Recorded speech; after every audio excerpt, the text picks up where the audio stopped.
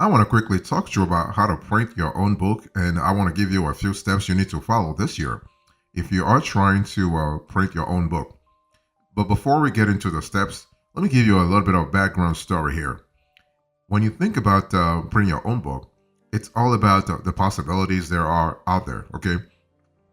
Possibilities in terms of doing it yourself, possibilities in terms of sending your manuscript to a publishing house, possibility in terms of going to a platform such as KDP and doing it yourself. In other words, you have a DIY route.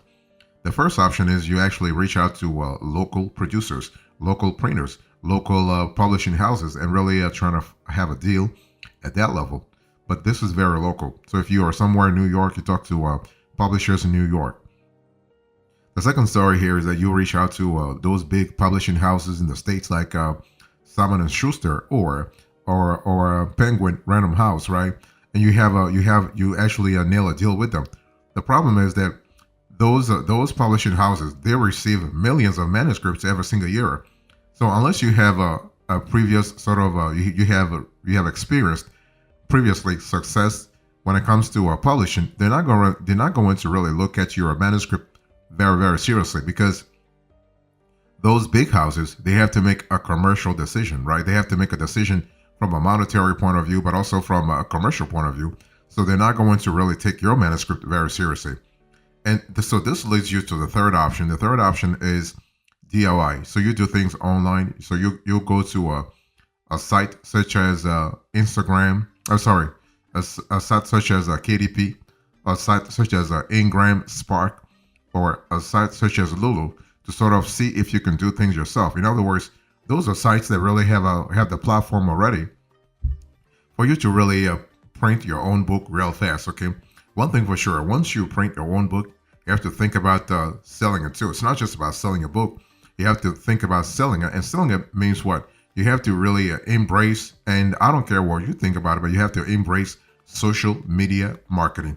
I mean, these days, social media marketing is really quite essential for all kinds of digital initiatives, especially if you're trying to sell books online, okay?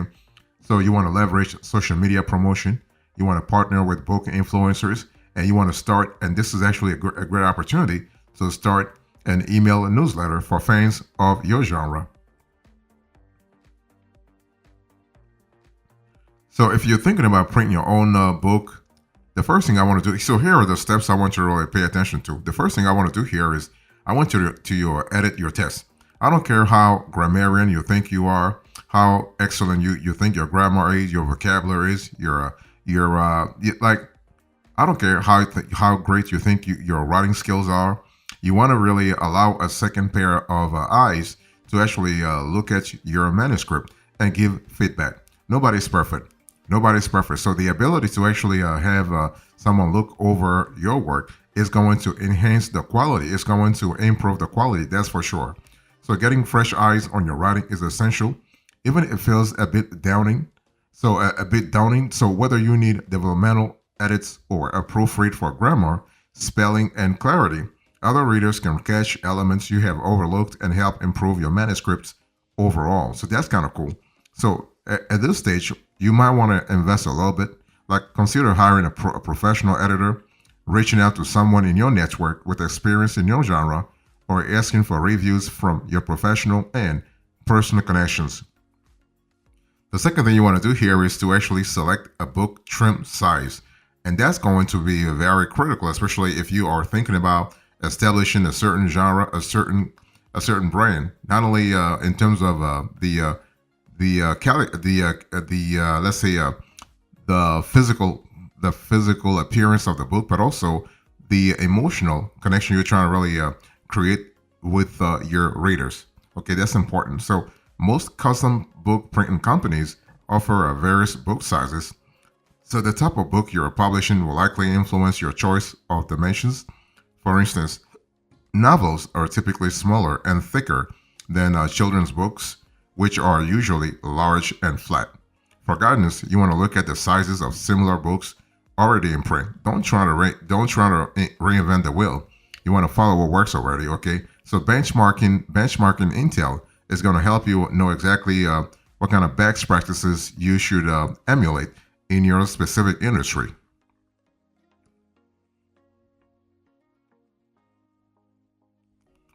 if you want to print your own book, I want you to really pay attention to things like hardcover and paperback. Okay, so you need to choose between hardcover and paperback. Now, paperback books are more cost effective to produce, but less durable than hardcover. So it's one of those things where you got to really ask yourself, why should I go with the one over the other? Well, you have to look at three things. You have to look at what your competitors are doing, like other books in your genre, what they're doing. That's number one. Number two, you have to look at your audience. So your audience, like things like demographics, things like what they care about, their expectations, but also their desires. And number three, you got to really think about the geography. There are some geographies that really love paperback, and others love hardcover. So it's one of those things where if you know your audience pretty well, chances are you are going to find out exactly what they want. Okay. Now, hardcover books, also known as trade cloth or hardback, are considered the highest quality and can add a degree of professionalism to your work. You may also need to choose between glossy and matte cover finishes and decide whether to include a dust jacket. So really, it really depends on how aesthetically you want to present your book. Next, you want to pick your binding style. So this is kind of similar to the physical aspect of the book. So your binding style affects your book's appearance, durability, and cost. So you want to consider your book's length when selecting a binding. And when it comes to binding, you also have to go back to what I told you about the trifecta I gave you a little earlier. What your competitors are doing, what your let's say your potential readership is expecting in terms of appearance, and most importantly, the geography. Okay, so some binding are kind of popular in certain geographies, while others are not. So you have to really tie your choice to what's popular in your geography.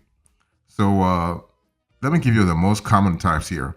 Perfect bound bindings. Those are found on most commercially published paperbacks featuring a flat glued spine. You have case wrap bindings used for hardcover books with pages actually sewn or glued together and protected by a hard outer shell. This is the most durable option. Okay. You also have saddle stitch bindings. This is ideal for those bindings are ideal for smaller books where pages are stacked, stapled down the center, then folded. This is a cost-effective method. Then you have coil-bound bindings. This allow books to actually lie flat when open, making them great for reports, presentations, and cookbooks. So it's one of those things. Again, you have to go back and see what your clients want. And pages in coil-bound bindings are hole punched and bound with a metal or plastic spiral. If you're looking for printing your own book this year, I want you to really consider paper types and ink options. Those are now we are speaking about the granularity here, okay? And so paper types and ink options will have to deal with again the trifecta I said a little earlier about what your competitors are doing, like what other books in your genre are actually publishing, like okay, the kind of audience that they are targeting and what that audience wants to see, wants to read, and in what format, and most importantly, the geography. If you have clients in the States versus clients in Africa or clients in Australia, maybe the choices might be a little different. So keep in mind, most printers charge extra for internal color printing. You'll likely have a choice of paper types available in various weights and finishes. So if you are unsure which to choose, consider industry standards as guidelines. So for novels, standard black and white pages are reader friendly and cost effective. For photo books or comics, you want to opt for heavier paper and color printing to showcase your artwork. Next, you want to choose your typeset. This is actually going to help you a lot. So experiment with different options to ensure your pages are easy to read. You want to look to similar books or guides for ideas, or check the front and back matter of your favorite commercially published books because they sometimes note the typeface used. And keep these best practices in mind as you go along. Font. Most books use a serif font like Times New Roman for body text, as the tiny decorative lines can enhance readability. And the sans serif fonts can add a modern touch and work well for headings. You also have letter and line spacing, so adequate spacing between letters, that's tracking, and lines leading improves readability, but too much can increase your page count unnecessarily. Also think about margins, so you want to standardize your margins and ensure your text doesn't appear cramped on the page. And also so about that. Also the justification, okay? So many novels use a fully justified text for a body copy. Consider using a center justified text for elements like chapter, headings, and captions. So those are standard let's say strategies you can implement this year to see the best results.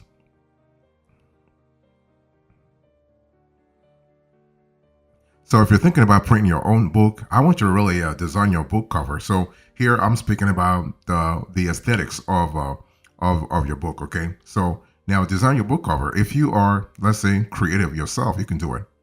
Basically, you can just design your own book cover, or you can just outsource the whole thing to a third party or to a professional. You can go on sites such as 99 Designs or Fiverr or Upwork or freelancer.com, or you can just hire a designer locally. You can have somebody who, like in your entourage or just locally, and that person will get the job done real fast. Okay, now don't judge a book by its cover.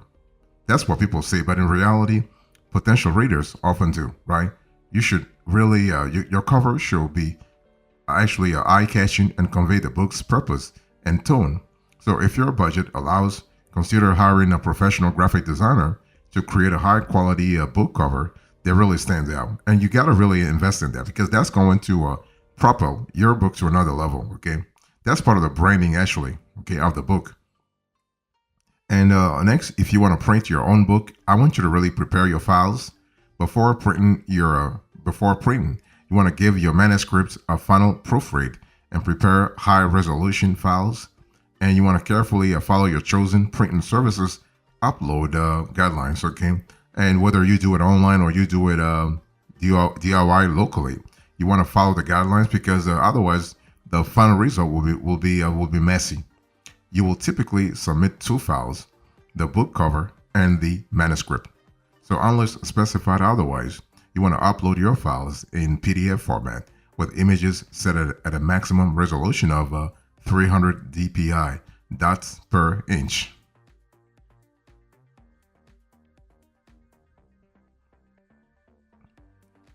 If you're thinking about printing your own book this year, I want you to really select an ISBN, and this is important because ISBN is going to standardize the let's say the annotation of the book, if you will. So before printing, consider your book's ISBN.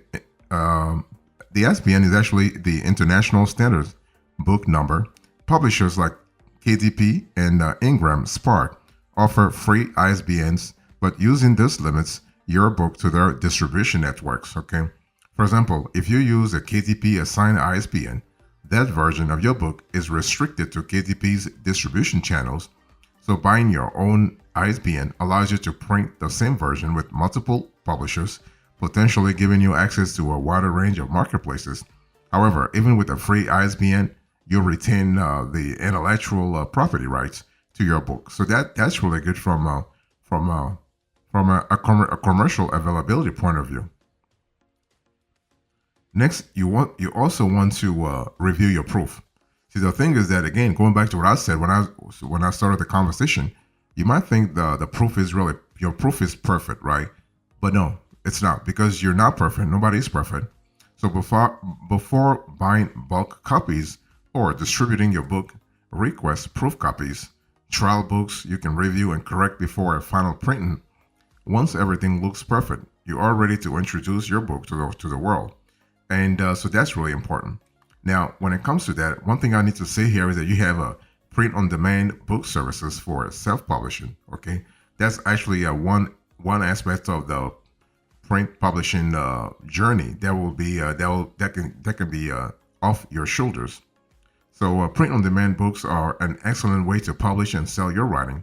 Whether you have an existing relationship or are looking to make your debut, print on demand is a low cost and efficient business model. and so you can actually launch your self-publishing career with the like print-on-demand companies that actually offer paperbacks. They also have hardcover books, journals, and in some cases they also have photo books. So that's really fantastic.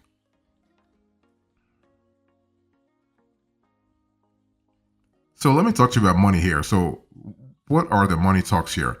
What are the costs of printing your own book? Because I've spoken to you about how to do it, but what are the costs? The cost of printing your book depends on several factors. So the page count, the trim size, the height and width of your book, the binding style, the cover type, paper quality, black and white versus color ink, and the print run. For example, a black and white paperback of less than 100 pages can cost as little as $2.30 per book, while a standard 300-page paperback runs closer to $5 per book with KDP. So larger trim sizes hardcovers and color ink increase costs. So an 8 by 5 by 11-inch 100-page photo book with a hardcover, premium color, and the highest quality paper costs $29.69 on Lulu, an online self-publishing platform. I'll speak about a little later on. So basically, to choose a printer for your book, you want to pay attention to a few things. Okay, you want to look at what kind of format you want, what kind of a price you're looking for, and what kind of final effect you want. Like, do you want a glossy coffee table book, an ebook, or short saddle or stitched book, or a lengthy paperback novel? So you got to really see which one you are interested in this year before making your decision. Okay. So here are the options here. You actually have three options. You have Amazon KDP, so Kindle Direct Publishing, Ingram Spark, and you have also Lulu. Those are the three players I want you to think about. I want you to think about. So when you think about KDP, Amazon KDP, here is a platform that was launched in 2007 alongside the Kindle e-reader. So KDP remains one of the most popular self-publishing platforms for both digital and print books. It is a beginner-friendly and offers a useful cover creator tool, print-on-demand services, no block buying or inventory management, instant access to Amazon and Kindle's marketplace in exchange for a percentage of your book's sale price, and free publishing, so printing fees are deducted from royalties upon sale. So that's really good. And royalty percentages vary based on the book type, ebook, hardcover, or paperback, and whether you choose to sell exclusively with Amazon. So that's important. For example, if a paperback is sold exclusively on Amazon, you have 60% royalty. If you have expanded distribution, the plan this is available to bookstores and other booksellers, you only have 40% royalty from for non-Amazon sales. Okay. You also have the option to bulk order at print cost and sell yourself. And sell yourself depending on what you want. You also have Ingram Spark, another player here. Ingram Spark promises high quality books indistinguishable from traditionally published ones. It offers customizable binding styles, colors, laminates, tabs, trim sizes, and cover styles. You have a print-on-demand model, a print calculator to estimate cost. You have distribution to bookstores, libraries, schools, and online marketplaces, including Amazon. And you have a publisher compensation calculator for estimating earnings through their distribution channels. So that's really fantastic. And finally, you have Lulu. So Lulu actually is this platform stands out with its extensive customization options and Shopify integration. It offers more than 3,000 book format options, templates, or fully custom designs, on-demand print or bulk order discounts, and also a price calculator to actually determine per book cost. That's really good. Fantastic.